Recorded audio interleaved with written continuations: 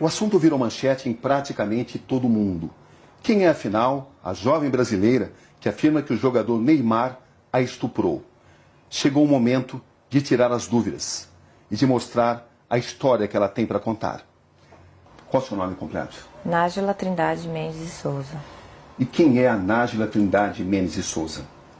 Uma pessoa comum, que trabalha, estuda, sou modelo, estudante de design de interiores, que gosta de esporte, que treina, dança, sou filha, mãe, pessoa comum. Vamos começar com duas perguntas essenciais. Você foi de fato vítima de estupro por parte do jogador Neymar ou foi uma relação sexual consentida? Fui vítima de estupro. Você foi vítima de estupro ou foi apenas uma agressão? Agressão juntamente com estupro. Você reafirma que foi vítima de estupro? Fui. Mas por que então seu primeiro advogado diz que você relatou a ele ter sido vítima de uma agressão, não de um estupro? Primeiro que ele não estava acreditando totalmente em mim. E eu senti preconceito da parte dele. Porque ele disse pra mim que...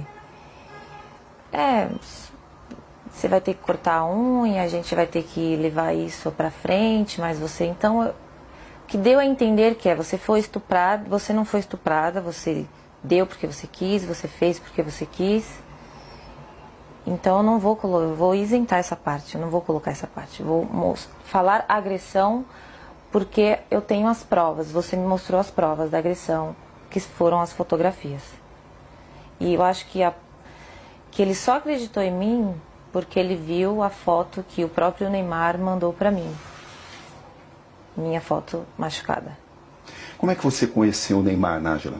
Através de uma rede social. Qual foi a rede social? Instagram. Como é que foram as conversas? Como é que você as escreve? Normal, eu mandei uma imagem pra ele, não era foto nude meu, era um texto, e ele respondeu e a gente começou a trocar mensagens. E depois de um tempo ele pediu o meu WhatsApp e eu passei. O próprio Neymar divulgou alguns trechos onde aparecem conversas de cunho sexual. Uhum. Quando é que essas conversas começaram? Naquele momento. Do WhatsApp. E você tinha ciência de que uma relação sexual poderia acontecer?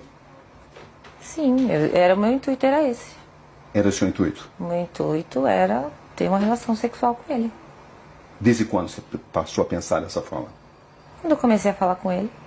Em que situação você viajou para Paris para encontrar o Neymar?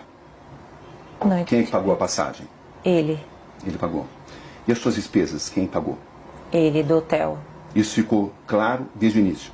Não, a gente conversou, eu conversei com ele como uma pessoa comum. Eu queria, era um intuito sexual, era um desejo meu. Acho que ficou até claro para ele isso.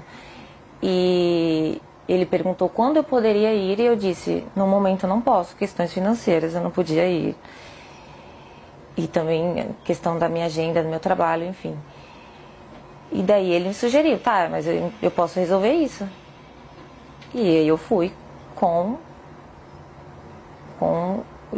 a passagem. Você levou dinheiro seu também? Levei. Ou seja, você viajou para Paris com que expectativa, Nájila? De ficar com ele, de encontrar com ele.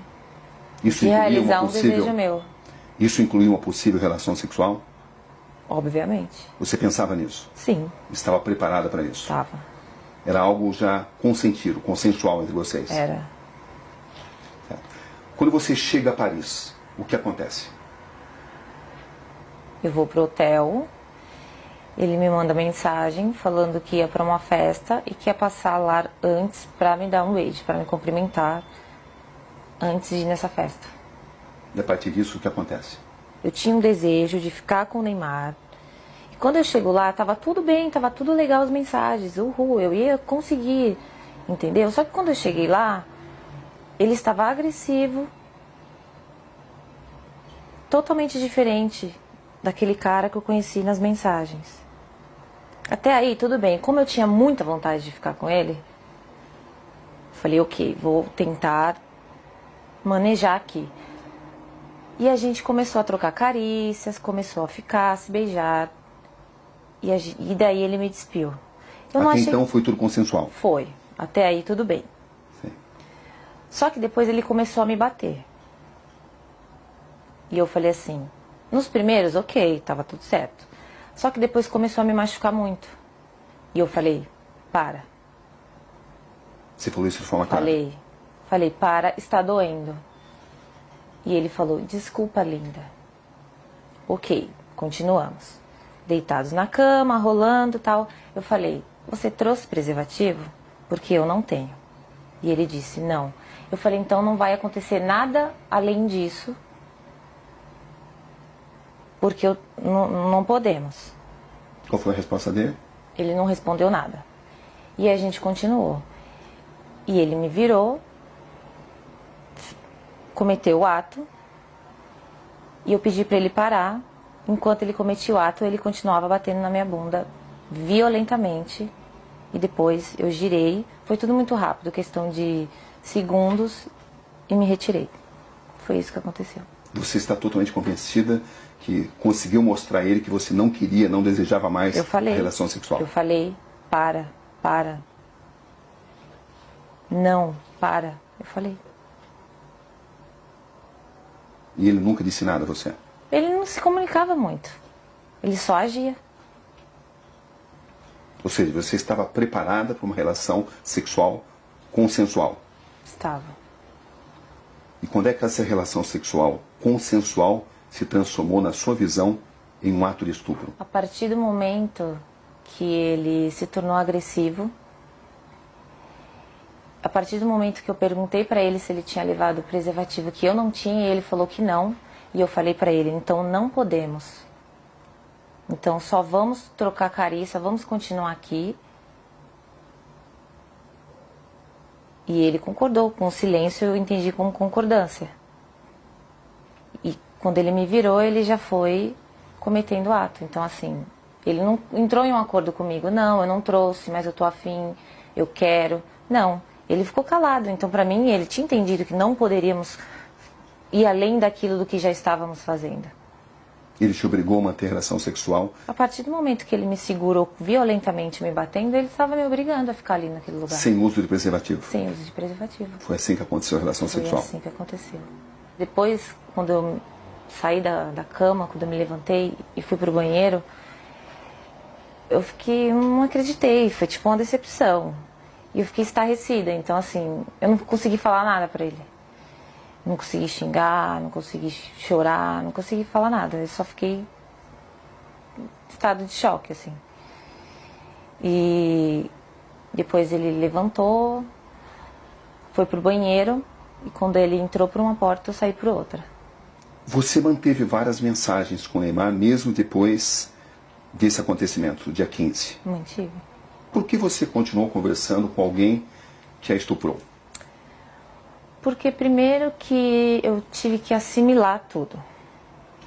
Todo o acontecimento. E quando ele saiu do quarto, e eu comecei a entender tudo o que tinha acontecido comigo, e como ele foi estúpido, como ele foi ruim, como ele me violou e me violentou, eu quis fazer justiça.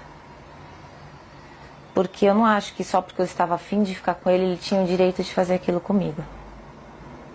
Então, no primeiro momento, eu não consegui reagir devido aos traumas. E depois eu sabia que se eu não falasse com ele normalmente, fingindo que eu não tinha entendido o que aconteceu, ele não iria mais falar comigo. Eu não teria como provar o que ele fez comigo. O pai do Neymar relata que sofreu uma tentativa de extorsão. Da minha parte, não. Você ficou sabendo disso? Fiquei. Que os seus primeiros advogados tentaram extorquí-lo. Você ficou sabendo disso? Fiquei. E eu comecei a desconfiar disso no momento que ele não deixava dar queixa. Você foi à polícia contra a vontade dos seus advogados? Foi. Inclusive, porque eu tomei essa decisão, ele decidiu abandonar o caso. Você tinha conhecimento de que tinha sido pedido uma indenização ao Neymar e ao pai dele? Não. Ele falou que ia fazer uma reunião com os advogados dele, que era para falar, levar até eles o que estava acontecendo. Entendeu? Você tinha expectativa de receber uma compensação financeira? Não. Eu quero justiça. Ele me fez muito mal. Eu estou muito traumatizada até hoje por isso. O que você espera exatamente desse caso? Eu quero que ele pague pelo que ele fez. Você tem consciência do que isso pode representar para o Neymar, Nádia? Eu tenho consciência do que o que aconteceu representa para mim. Uma questão de honra, entendeu? Ele não precisava ter feito aquilo comigo. Não precisava, eu já estava ali para isso, para aquilo. Era um desejo meu, eu sou livre, desimpedida, nós iríamos ficar, eu ia voltar para casa e está tudo certo. Qual é exatamente a sua situação financeira, Nádia, para esclarecer? É verdade que você tem uma dívida de 26 mil e está sofrendo uma ação de despejo?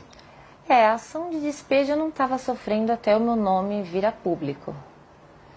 Né? Então, mas eu tinha um acordo sim para fazer, eu deixei acumular, minha única dívida, e do colégio que eu estava estudando, que por motivos pessoais eu tranquei. É verdade que você deve 4 mil reais ao colégio onde você estudava, à faculdade? Uhum, é verdade. As pessoas têm usado essas informações para alegar que você queria resolver a sua situação financeira. Você tem consciência disso, né? Tem. Eu fiquei sabendo, mas olha... Como é que você reage a isso? Eu acho que teria uma forma mais fácil, mais rápida do que todo esse auê, todo esse escândalo. Eu acho que eu não preciso disso. E até o Neymar para poder conseguir dinheiro. Tem muitos trabalhos, muitas coisas para fazer. Eu não ia me expor dessa forma.